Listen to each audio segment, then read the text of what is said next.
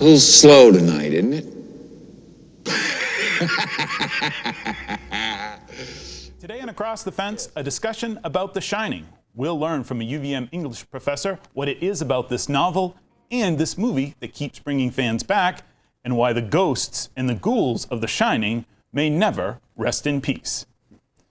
Good afternoon and happy Halloween. I'm Keith Silva, in for Judy Simpson. Stephen King's novel The Shining was published in 1977. 3 years later, it was made into a film by director Stanley Kubrick. Fans may debate which they prefer or which is better, but there's no question on how influential this story has become on our culture. Even King himself is obsessed with it. His latest novel, Dr. Sleep, is a sequel 36 years after the publication of The Shining. To help me shine a light on this topic, I'm joined by University of Vermont English professor Tony Magistrale. He has been teaching at UVM since 1983 and has received many honors and distinctions for his work in the classroom. Welcome back to Across the Fence. Thank you for inviting me back, Keith. Good to be here. Thank you. When did you first read The Shining? Actually, I saw the film first before I read the novel. I actually saw it when it was in its theatrical release. Okay. So when did you come across the novel? When did you first read it? After I saw the film, I was fascinated by the film. It just gripped me. And I said, I've got to know more about this, and I've got to know more about this writer. So I picked up the novel almost immediately.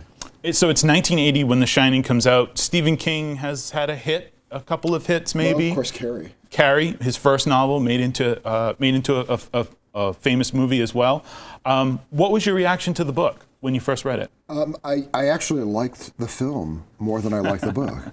I did like the book. I did find the book interesting, and in subsequent readings, I've found reason to like it even more. But initially, my response was to the film. Now, English professors aren't grown. You had to develop your skills and all this sort of stuff. The book has a lot of allusions to Edgar Allan Poe, to Shakespeare. There's a whole Hamlet thing that goes on here. So why didn't you take to the novel right away? Why has it taken time to sort of grow with you? Well, it's a good question. I think because I thought the novel was a little flabby, as I think that is the case often with Steve's work. It's what part of just his writing style. But originally, you may not even know this, originally he started off writing The Shining as a 5-act play. Right. The book's broken into 5 acts too, as a dramatic structure. Right. Yeah. Right. You've taught this novel for decades. What do you say to someone who's discovering it for the first time, and does that person even exist? Yeah, I think it does. I think that person is very much out there. Okay. And the person who discovers it for the first time is probably overwhelmed by it to some degree. And I think the more you talk about this book and the more you talk about this film, the richer these texts become. I mean, the allusion to Shakespeare is a good one, and it's an appropriate one, because your first reading of Shakespeare or your first dramatic rendering of Shakespeare is probably insufficient. Right. You need to see Macbeth a couple of times. Right. Is The Shining something where somebody comes into it with a lot of preconceived notions? Oh yeah, that's the movie about there's little girls and it's a hotel and there's this, that. Students that come into the classroom, do they already know what The Shining is, or at least think before they read the book? I think in some cases it's the brief allusion to The Shining in Friends, that episode in Friends. Okay. where Rachel and I forget his name, the Italian guy, are reading The Shining at the same time, and they can only get partway through it before they throw it into the freezer, into the refrigerator, because it so terrifies them. Right. Let me say this, Keith, on the subject. For me, the novel is more terrifying than the film.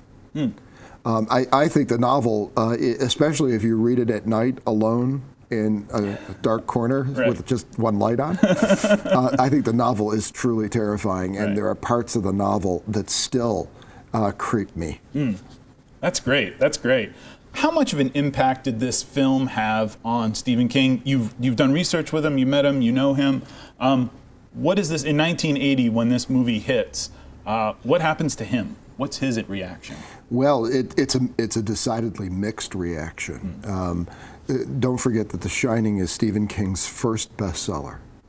So when Stanley Kubrick and Warner Brothers buy the rights to The Shining to make it into the film, by the way, it was way over budgeted, and it took at least a year and a half longer than it was supposed to.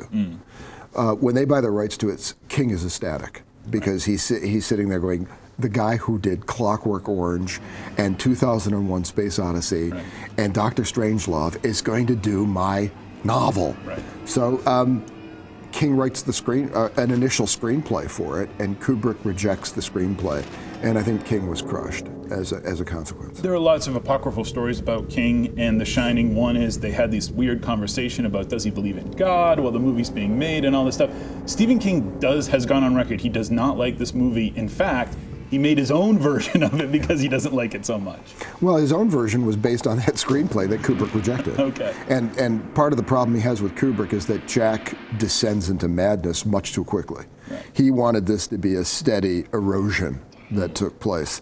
And I think that, for me, to emphasize that in a film that's got so many things going on in it is to do it a disservice. Right. Do you think have you ever talked to him about it? Does he like it? Does he recognize it for anything other than, I wrote a better screenplay? Well, I've interviewed Stephen King on 3 separate occasions, and he is not allowed to talk about the film because when he wanted to buy the rights back to make the ABC TV miniseries on The Shining, Kubrick made a stipulation that he was not allowed to talk about it publicly. So we've actually never talked about The Shining. Publicly, off record maybe, perhaps, he has. How has the movie changed for you over the years in your mind from that first time you saw it in the theater? Keith, I've taught it so many times now. I've probably seen it, I'd say 50 times, which is an awful lot of times to see The Shining. Right. I can recite dialogue from the film, which is not a good thing. Right. But I think what I've come away with after all this experience and all this exposure, 25 years, almost 25 years now, is that this is an intellectual's horror film. There's really nothing that's truly terrifying about this film, unless you read the implications of what's happening in this film. Then there's lots to be frightened of.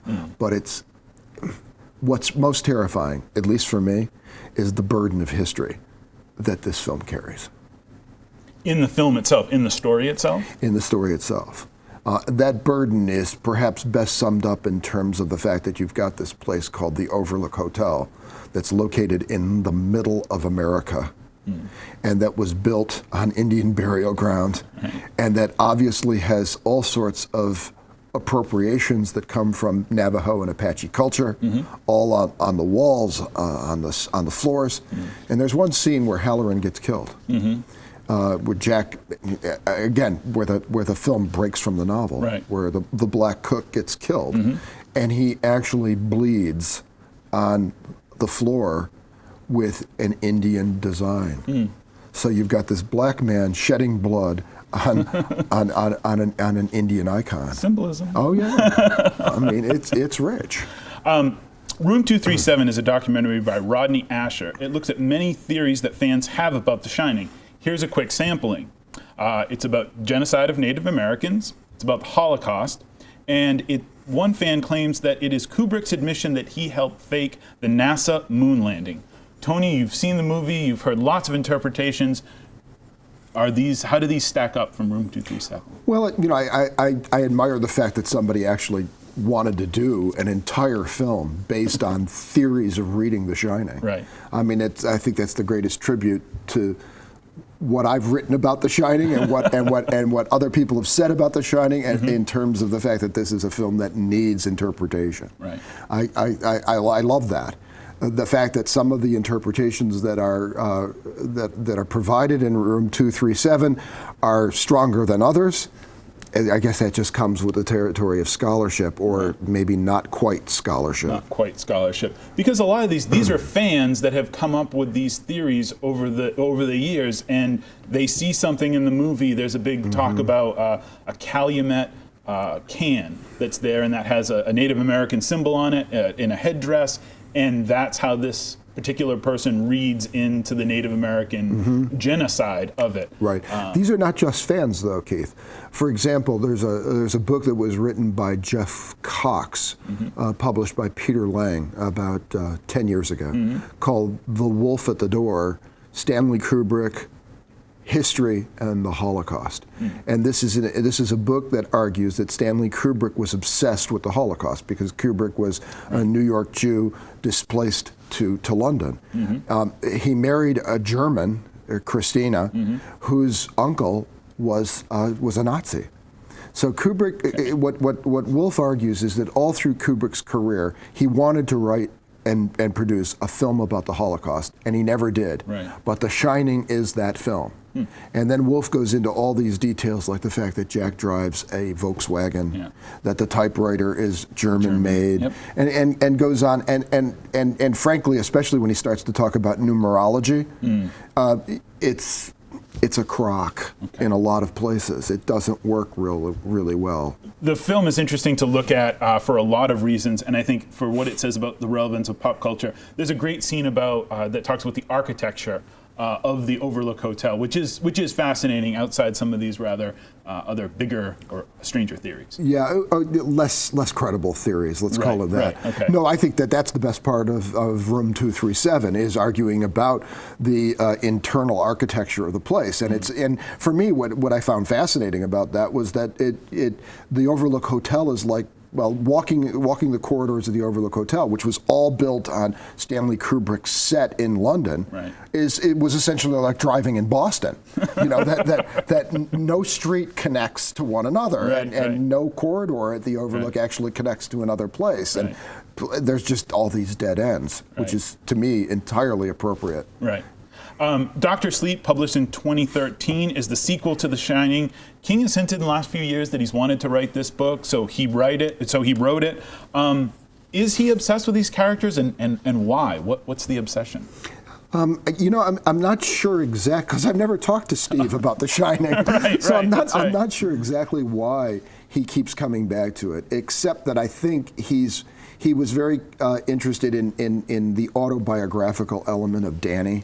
Especially of Danny as following in the path of his father and becoming an alcoholic. And my understanding, I haven't had the chance yet to read Dr. Sleep, but my sense is that this is a continuation of an issue that haunted King for a long time, and that still does. I mean, what does Alcoholics Anonymous talk about?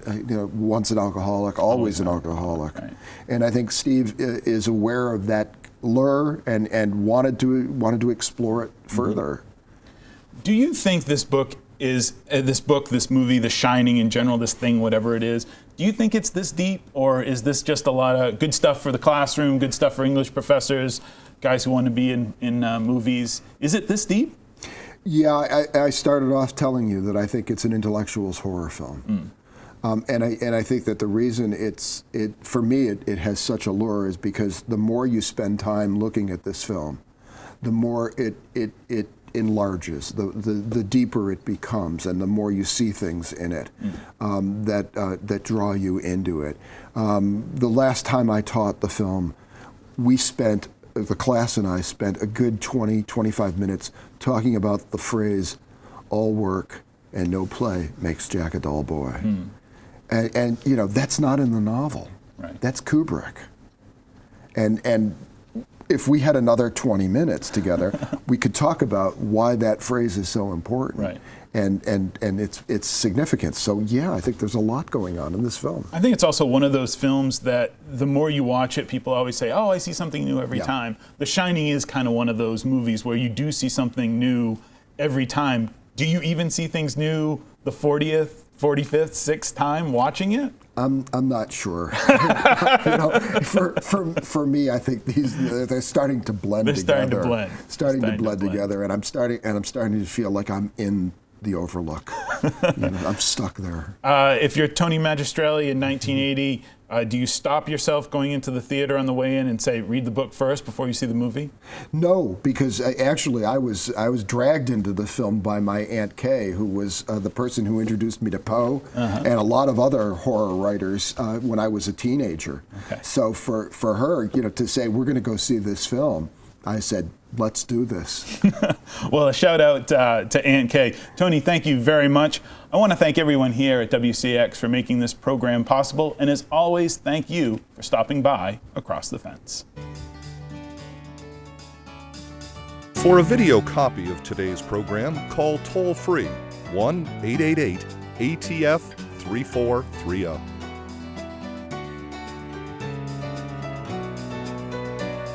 Across the Fence is brought to you as a public service by University of Vermont Extension and WCAX-TV.